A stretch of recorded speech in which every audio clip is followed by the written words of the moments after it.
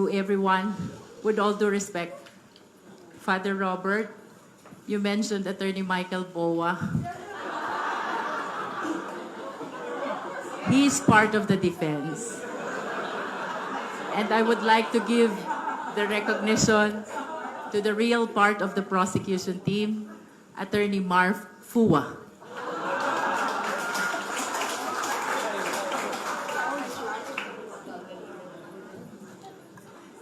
To all our priests, to our prayer warriors, to our brothers and sisters in this parish, hindi po madali ang tumayo sa harap ng impeachment court. Hindi po madali na balikan lahat ng aming pag-aaral during our college days. Hindi po madali na maging sentro ng iba't ibang opinyon kaugnay ng impeachment process na ito. Nevertheless, we believe that there is honor to be at the forefront of this accountability mechanism. There is glory in defending the interest of the Filipino people. And there's fulfillment to be at the forefront in upholding what the Constitution mandates. We acknowledge our limitation. We acknowledge our imperfections.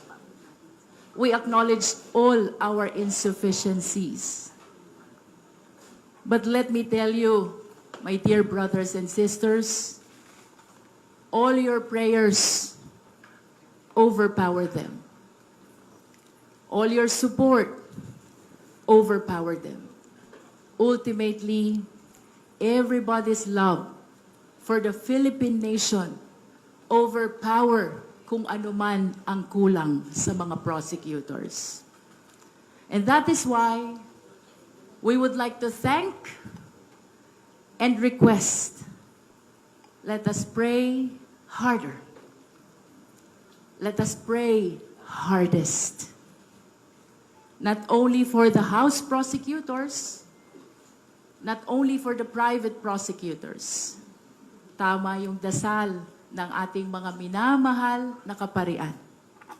Let us pray even for the defense team.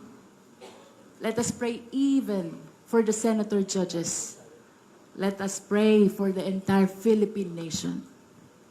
Kung saan po nanggagaling ang paninindigan naming lahat, it is because we believe that Filipinos deserve better leaders. Filipinos deserve better nation. Filipinos deserve better republic. Kay Father Robert, sa lahat po ng mga pari na naririto, sa lahat po ng mga kababayang Pilipino, please walk with us. Please join us. Please be with us until the conclusion of this impeachment trial. Ang sabi po ng nanay ko, pag nagdadasal, dapat nililiwanag. Pag nagdadasal, dapat specific. Pag nagdadasal, dapat nilalakasan. Join us as we pray for the conviction of the respondent in this impeachment trial. Maraming salamat po and God bless everyone.